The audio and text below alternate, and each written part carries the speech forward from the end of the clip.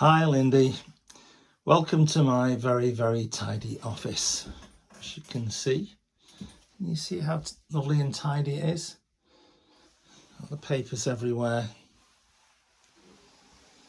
Okay, guitars.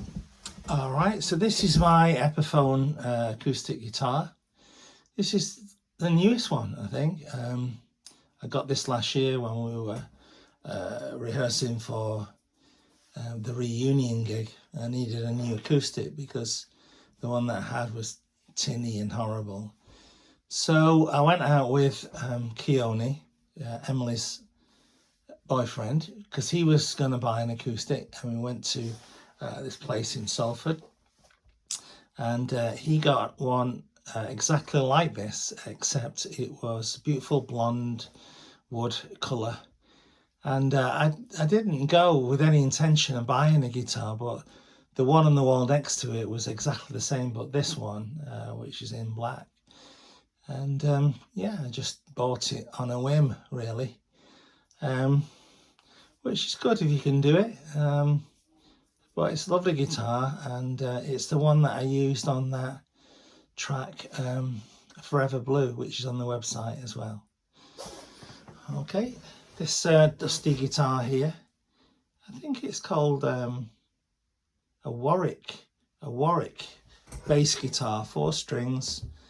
I got this when I first decided to start doing the Legacy album, but also at one point there was some idea of Marion playing bass in the little thing that we were gonna do for Wendy's birthday. So I bought this bass, which is a short scale bass, which means it's not very long, so it's easy to play for smaller hands. Well, that's a really nice bass. It's a German bass, that one, and it's got a very clacky, trebly sound. So when you really want the bass to come through, I use that one. This one is my Dan Armstrong copy plexiglass guitar. I don't know what make it is. I don't care. I used to have one of these years and years ago when I played in the band in the 80s, and unfortunately I had to sell it because I was skinned.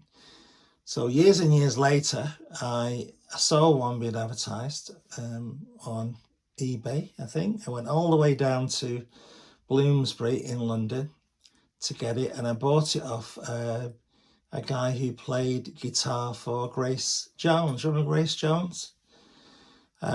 He was in the Grace Jones's band, and I bought this guitar off him. And you can see, hopefully you can see there, it says Brendan Chesterton Special, and there's a little logo of a band he used to be in called Dark Star.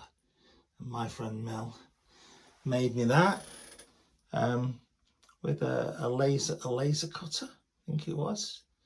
And yeah, so that's a nice guitar, that nice to play.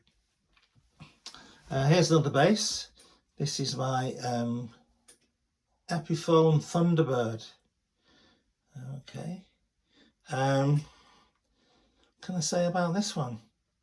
This is unlike the other bass. This has got a very long scale neck, so you have to have a big stretch on your fingers really to play this one. And it's got more of a boomy, bassy sound.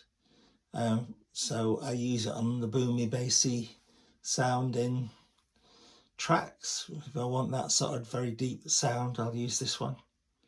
I really love the shape of this guitar. I think that's really important, the way guitars look as well. Just the way cars look. Just something about the style, which is good. This one is my Brian May guitar, Brian May Red Special. Brian May made his own guitar before he joined Queen, and it's got a very special sound. And it's also got this little tremolo arm on it as well, which you can use for effects on the strings. So if I need anything with tremolo in, I'll use this one. But it's nice to play, that one. Okay, and the most expensive one is this one here. This is my Gibson Les Paul Standard, which is a very, very rock guitar sound to it. Very heavy guitar, actually. Even though inside it's got bits cut out inside to reduce the weight, it's really heavy. So if you play it for a whole gig, you know about it, because it weighs you down. But there's no other sound in, you know, you hear the sound, you recognize it from records, because it just has that Gibson Les Paul sound. And this is, in fact, this is the one that I used for the gig last year, just all the way through, because it just had the right sounds for every song. So yeah, this is the last guitar I'd sell, I think, if I had to get rid of them. Okay, so on here, oh, this is another one. This is a Fender Telecaster. It's a MIM guitar, which means made in Mexico. It's a Mexico Telecaster. They make them all over the world. They make them in Korea and Mexico, and they make them in the USA as well. And the USA ones are supposed to be the best. They're the most expensive. But this is a lovely guitar, and virtually all the guitar and all those songs on Legacy Volume 1 were on this guitar. It's just really great to play. Right, underneath all this paper is a synthesizer called a Korg N5, which is quite old now. It's getting towards being vintage, because it dates from like the 90s, and so you get a lot of very 80s stroke 90s type sounds on it. I think it's got thousands, if not 10,000s worth of sounds on it. You can't see it very well at the moment. I've got another little keyboard here, which actually is Emily's keyboard, but and then it's all covered with crap, of course.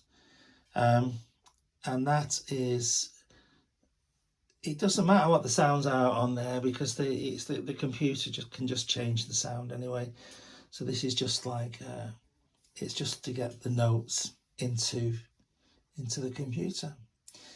So that's all the guitars. Hope you enjoyed my little tour. And I've sold one or two recently as well. I sold the acoustic one before this, and I also sold a Fender Stratocaster that I bought, but then immediately didn't like, so I got my money back on that. Anyway, I hope that's okay, and I'll try and send this off to you now, or do something with it, and I'll put it on YouTube maybe, I don't know. Okay, bye.